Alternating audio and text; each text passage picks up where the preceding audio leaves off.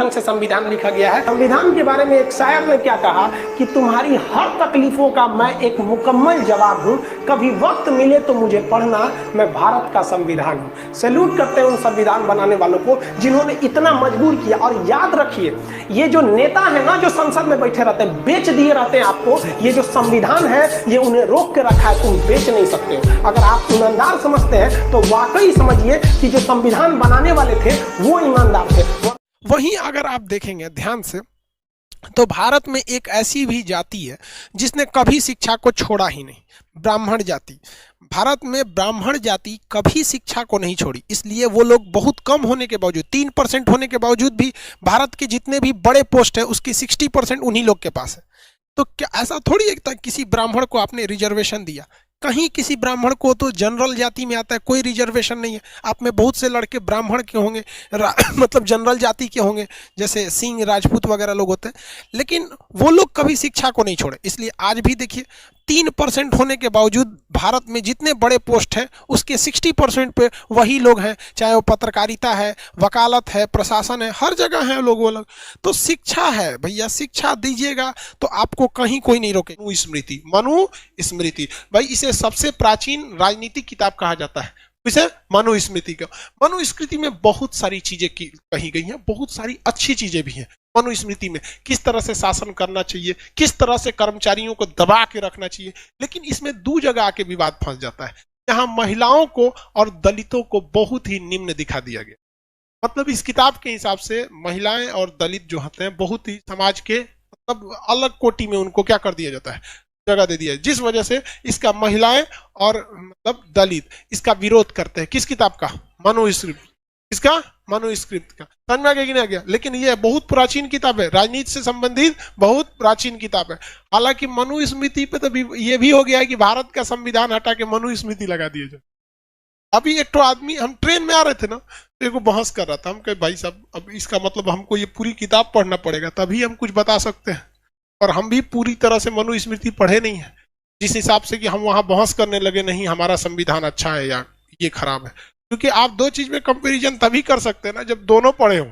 हम तो भैया संविधान पढ़े हैं, हमको लगता है कि ठीक है, अब भाई साहब हमको लगता है कि वो पढ़े होंगे, उनके हिसाब से वो ठीक होगा। लेकिन ये 2 किताबें स्मृति साहित्य में सबसे ज्यादा फेमस थी, और मनुस्मृति का बहुत ज्यादा प्रचलन आ गया क्योंकि मनुस्मृति में शास्त्र वगैरह चीजों को बहुत ज्यादा ध्यान में रखा गया था। मनुस्मृति में इसमें 2-3 चीजें गलत भी थी। इसमें कहा गया था ना, शादी करने के लिए लड़का की आयु 25 साल होनी चाहिए और लड़की का 12 साल। दूसरा, शादी कर रहा है कि गोद ले रहा है, और ये परंपरा भारत में बहुत ज्यादा चलने लगी, और ये इतने साल चली, बाल विवाह के नाम से जाना जाने लगा। ये परंपरा बहुत ज्यादा, एक मतलब एक 12 साल की लड़की, उसको क्या समझ में आ रहा हो, कभी ब्याह करके भेज दिया लो। तो ये एक तो वो लोग छोड़िए, मतलब एक तो अपने वो लोग का दिमाग बहुत तेज होता है, ऊपर से 12 साल में वो 12 साल के लड़के को आदमी दुलार से गोदी उठा लेता है। हमारे पड़ोस में मतलब बहुत लड़के से घर जाते नहीं यहाँ से, तो 11-12 साल का लड़का आदमी उसको गोद में उठा लेता है। हालांकि वो गोद में खिलाने लायक नहीं है, लेकिन फिर भी आदमी 11-12 साल के लड़कों को आदमी गोद में खिला लेता है। कितना एज होता है उसका? 5-6 में पढ़ता होगा, यही पढ़ता होगा। उसे तो बियाह करा दिए। आई बोका को देखिए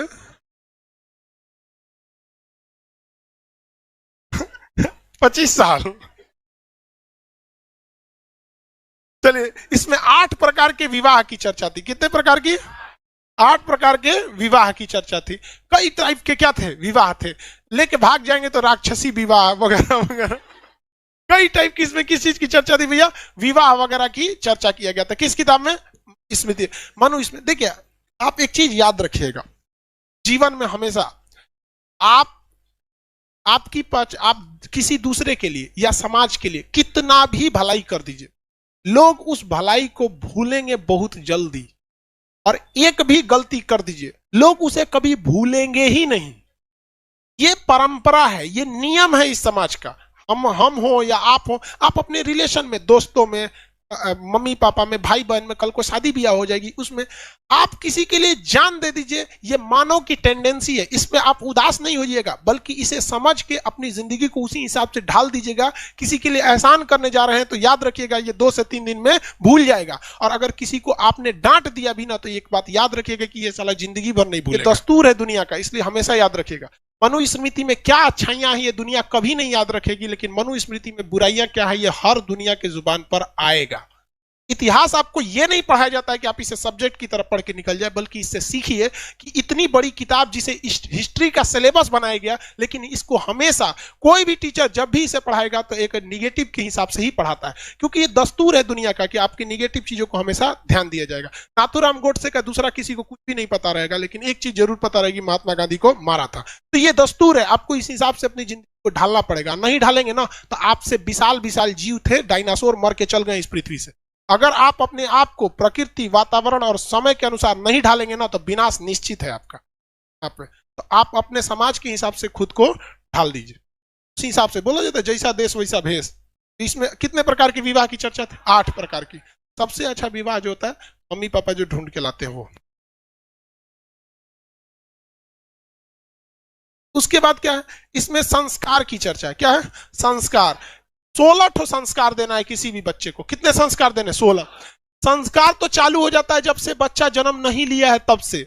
माँ के पेट में भी है तो माँ को बहुत सारे पूजा अर्चना यज्ञ वगैरह करने होते हैं। जब बच्चा जन्म लेता है तो वो भी एक संस्कार है। उसका मुंडन होता है वो एक संस्कार है। उसे जनेऊ पहनाया जाता है वो एक संस्कार है। पढ़ने जाता है वो संस्कार है। जब गुरु के पास पहला बार एडमिशन लेता है वो संस्कार है। यही वजह है कि संस्कार से बनी है हमारी संस्कृति। और हम लोगों को बचपन से लेकर जब तक मर नहीं जाते हैं, अंतिम में जब उसे जलाया जाता है, हमारी देह को जला दिया जाता है, जिसे कहते हैं दाह संस्कार, वही है हमारा 16वां संस्कार। और 16वां संस्कार अंतिम संस्कार होता है। तो हमारा जन्म से लेकर मृत्यु तक हम एक संस्कार में बंधे हुए हैं और इसी संस्कार से बनती है हमारी संस्कृति। और भारत की संस्कृति दुनिया में सर्वश्रेष्ठ संस्कृति है जो इसी किताब से मिला हुआ है। तो याद रखिएगा भाई, इतिहास में हमेशा कोई आपको ऐसा नहीं है कि आपको आप कुछ भी कर दीजिए। आप इस किसी आप में से जितने लड़के हैं ना, बहुत से लड़कों को पढ़ा लिखा के आदमी नौकरी दिला, इतने लड़कों को आदमी जॉब हुआ कि हम सबको स्टेज पे बुलाएंगे तो क्लास कब लेंगे। यहाँ बहुत से लड़के आते हैं भाई चलो तुम यहाँ पे, लेकिन अगर किसी लड़का को मार दिए, पीट दिए, तो हमारा इतिहास भूल जाएगा, लेकिन वो याद रहेगा वो चश्मेला के हम ओकरा पीटे थे। उसको हम भूल जाएंगे लेकिन ये डंटा नहीं भूलेगा। लेकिन याद रखियो बाबू, यही डंटा है किस दिन जब नौकरी में बैठे रहेंगे ना, ऑफिस में एसी लगा रहेगा, कोई जब आपके लिए एक पर्सनल एक स्टाफ रहेगा, चाय पानी पिएगा ना, तो याद आएगा कि था कोई टीचर जो पीट पाट के सीधा किया। इसलिए हम पीटे उठे तो उसका बुरा नहीं मानिएगा। समझ में आएगा कि नहीं? समझ में आ रहा है आपको? किसी को दिक्कत?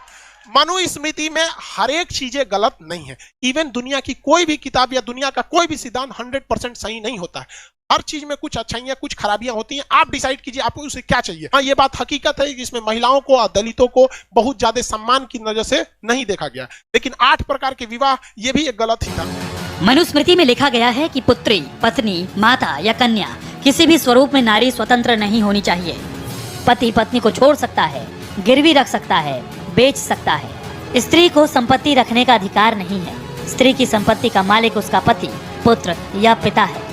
मनुस्मृति के मुताबिक स्त्री पुरुष को मोहित करने के लिए है। संविधान निर्माता बाबा साहेब अम्बेडकर को आपत्ति थी कि सभ्य समाज में महिलाओं और दलितों के बारे में ऐसी सोच रखने वाले लोग विकास की आधारशिला कैसे रख सकते हैं। इसलिए उन्होंने 25 दिसंबर 1927 को मनुस्मृति के पन्नों को जलाकर इसके बहिष्कार का संदेश दिया। दलितों के बारे में मनुस्मृति में लिखा गया है कि ब्राह्मण, क्षत्रिय, वैश्य की सेवा करना ही दलितों का काम है। पढ़ना पढ़ाना, यज्ञ करना कराना, दान लेना, ये सब ब्राह्मणों का काम है। शूद्र को जन्म से ही अपने आप को सेवा करने योग्य बनाना है। शूद्र केवल शूद्र वर्ण की कन्याओं को विवाह के लिए पसंद कर सकता है। शूद्र के घर केवल शूद्र ही अतिथि बनकर जाएगा।